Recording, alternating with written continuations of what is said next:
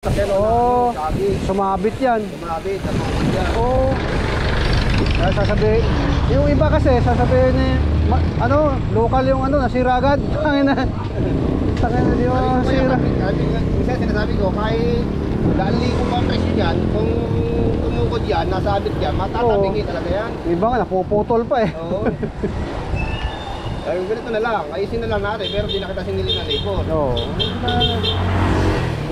Pero kung sasabihin mong Oo, niloko ka, parang oo, hindi ko tatanggap yun dahil tangina. Meron kasing ganong customer, mga kaya ulo rin. Kaya masira, ito masira ka sa customer, ito na magpakaano. Oo, ganun talaga yun. Mahirap ko, siraan ka sa iba, di ba? Oo. Sa iba pa kakalat. Pangit na, binili ko doon. Isang araw, 2 araw lang. Sira agad. Pangit yung mga pisa doon.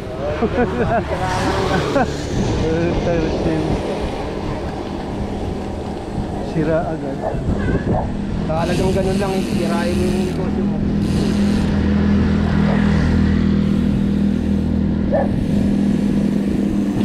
Kahit sa online, may nagpapalo sa amin. Gusto ko kasi delivery.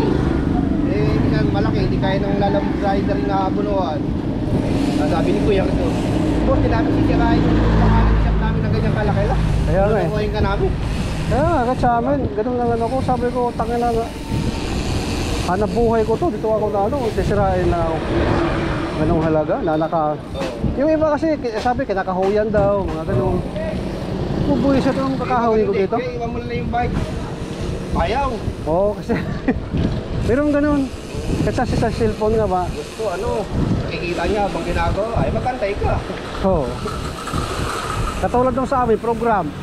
Inabot ng 4 na oras. Oo. Sabi ko, sige, kung kaya mo makantay 4 na oras, antay mo. Oo. Kasi yung program niya, matagal yun eh. Uy!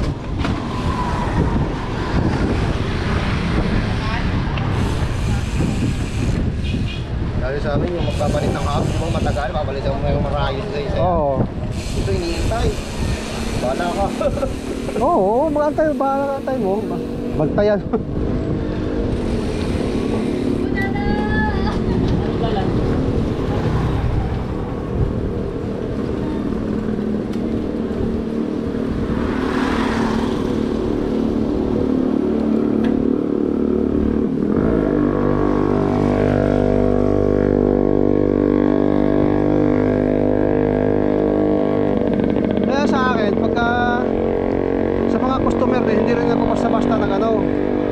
Yung umpisa pa lang, nagkakambas pa lang, parang iba na yung tono. Hindi ko na inaano yun. Kasi pagka magkaning ganito. maangas na agad, Pag sinabi ko piyesta, sasabihin tapos diskumpiyado, oo. Hindi ko na in-entertain yan. At ako, hindi ko nakinig mo. Oo, iniiwan ko na yan. Tapos yung dami pang sinasabi, paano kung sira agad? Paano kung ganito? Anong warranty niya? Oo. Ganun? Ah, hindi na ako na ano yan. Sabi ko, kuya, maraming gawaan yun, doon na lang kayo. Sinasabi ko kami din eh. Mahirap yun, mga ganun. Ayun talaga ang presyon namin eh. Kung ayaw nyo eh. Oo. Yan ang problema. Pagka mga ganun customer, di ko na binigyan namin yan. Ito naman, sasabihin. Kaya magkano pa ayos to? Favor lang. Tingin namin. Mahal naman. Ito pa siyang mura. Sabi ko, mag-ikot ka muna kung may mura dyan. Ito natin yung baliktad naman mo. Oo. Pakita mo yung gawa. Ito, ganito.